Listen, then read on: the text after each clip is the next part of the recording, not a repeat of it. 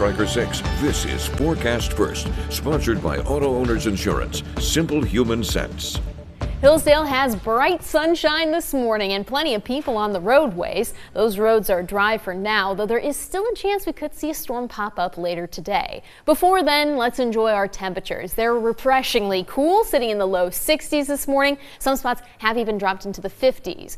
Quite a bit cooler everywhere on the map compared to where we were yesterday at this time. We'll see how long that'll hold, though, coming up as 6 News This Morning continues. WLNS is here for you, celebrating 75 years of bringing you the news with 6 News This Morning.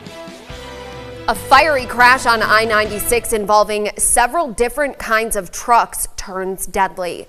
Good morning. Today is Wednesday, July 2nd. Thank you so much for joining us. I'm Megan Vaselli. 6 News is here for you now with this morning's top stories. The deadly crash happened just after 3 o'clock yesterday afternoon on I-96 West near Portland.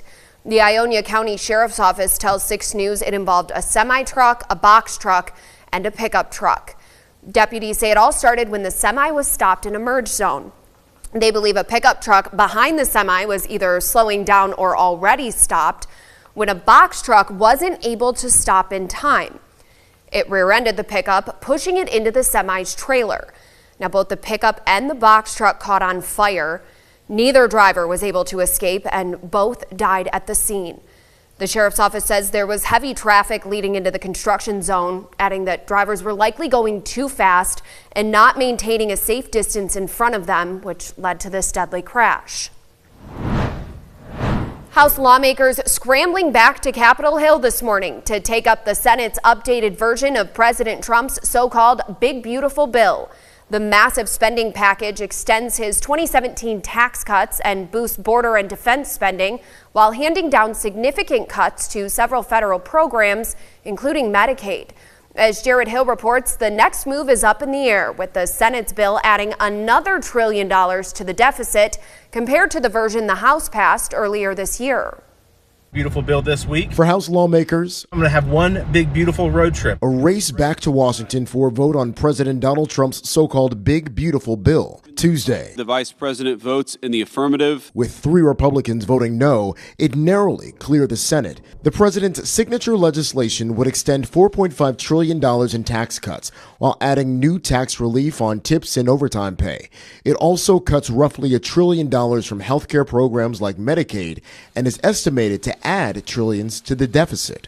Early this morning, the House Rules Committee adjourned after a marathon debate. This bill gets Americans back to winning again. This bill will hurt people in every congressional district in this country. House Republicans also slamming Senate changes. I'll vote against it here, and I'll vote against it on the floor until we get it right. House Speaker Mike Johnson acknowledged a bumpy road ahead. We're going to try to answer all those concerns and get this bill delivered on time. President Trump yesterday showed optimism. I think he's going to do very well in the House. He's expected to speak to lawmakers over the next couple of days to shore up more support. Jared Hill, CBS News.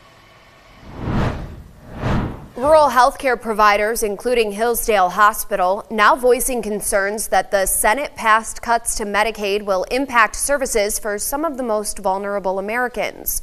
The hospital's president and CEO released a statement saying that includes mothers and infants, patients needing behavioral health care, and full-time workers at family-owned businesses that can't afford commercial health insurance. He says they'll be among the first to lose access to vital health care services. Stay with 6 News on air, online, and through our 6 News app for updates on this massive spending bill. Michigan education leaders expressing their frustrations this morning after state lawmakers failed to finalize next year's K-12 education budget by yesterday's deadline. Per Michigan law, legislators need to get a budget bill on the governor's desk by July 1st. That's in place so school districts have time to draft their own budgets for the upcoming academic year. But because lawmakers didn't hit the deadline, districts remained in the dark while creating their budgets, not knowing exactly how much they'll get from the state. Negotiations and voting remain on hold this morning, as neither the House nor the Senate is scheduled to reconvene until July 15th. Many Michiganders plan to travel this week. In fact, AAA predicts a record-breaking 2.6 million will celebrate the holiday away from home. But for some, the thought of returning home to a break-in can cause unnecessary stress. 6 News Morning reporter Zoe Hewitt is here for you with how to protect your home and property while you're away. Zoe? Well, good morning. Vacations are relaxing right until you get home and discover that a thief took advantage of an opportunity to let themselves in and help themselves to anything that you left behind. But with some prep work at the front end before you leave, it's possible to minimize that risk. Lieutenant Renee Gonzalez with the Michigan State Police has some tips for keeping property safe during vacation. He says to be sure all doors and windows are locked, since a potential thief can be deterred by the smallest details that make more work for them. It's also important to keep the lawn mowed and to use the post office's service to stop mail so it doesn't build up in the mailbox. Other advice is to ask a trusted friend or neighbor to keep an eye out, or your management company if you're in an apartment and trust them. Locking the door that connects the garage and the rest of the house is an often overlooked security element that can deter burglars.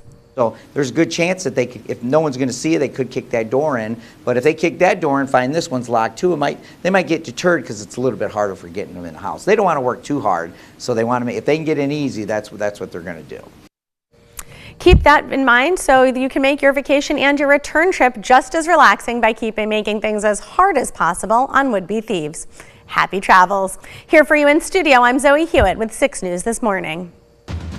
From Storm Tracker 6, this is Weather on the Sixes, sponsored by Auto Owners Insurance. Simple human sense. The weather's great for traveling this morning, unless you're heading due east. There's not a cloud in the sky, so be ready for sunglasses to be necessary. Haven't seen too many people on the Capitol camera, maybe just 1 or 2 cars. But if you're waking up and heading out this morning, temperatures are in the 50s and 60s. It's a refreshingly cool start to the day, and it's going to be warming up gradually. So if you're a fan of warmer weather, you have that too. Just a few clouds over towards Illinois and Wisconsin at this point.